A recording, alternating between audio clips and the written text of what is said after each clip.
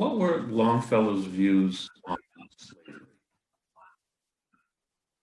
He was an ardent abolitionist, but he didn't express it really in his writing. He was not a poet of the moment.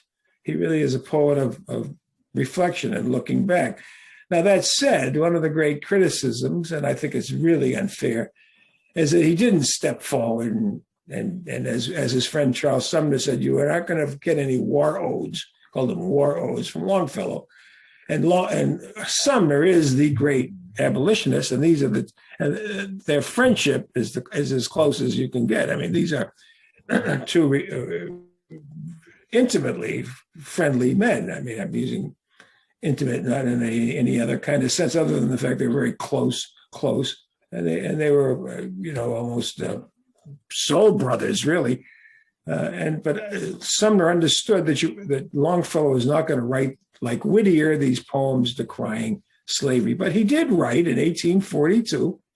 They were really urging him to come out and do something on slavery, and he did write 9 poems on slavery, and they were published in 1842. The book is called On Slavery, and it predates by 10 years Uncle Tom's Cabin, Harriet Beecher Stowe, 1852. And it doesn't really go out and eviscerate the slave owners as many had wanted. But if you read some of these poems, I discussed them in the book.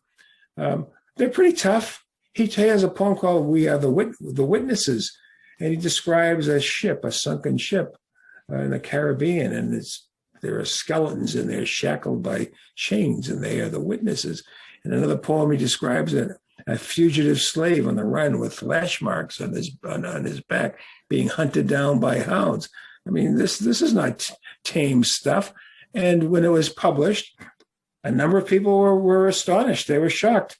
His friend Hawthorne said he couldn't believe that Longfellow had taken such a stance. It was a very controversial kind of thing. And in fact, when an edition of his poetry was published out of Philadelphia, that publisher refused to include those poems in there. So it was controversial enough, and it took a stand, and it left no doubt in anyone's mind where he stood. Plus, he gave money to the Underground Railroad people. His journal has repeated entries of giving money to fugitive slaves, people of color who needed help and assistance.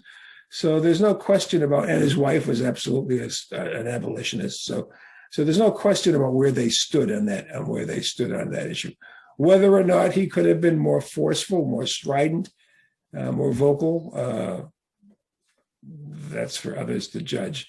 I think that Longfellow enjoyed a place. I don't mean enjoy in the sense of enjoyed it like enjoying it, but he occupied is the better word.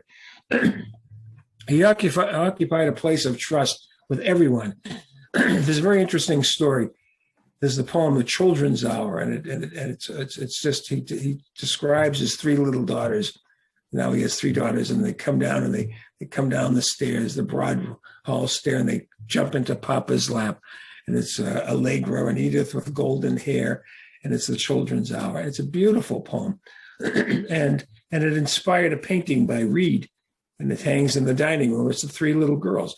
And it also was the publisher, James Fields, made these little cartes de visite out of it, little cards, and they were published by the thousands.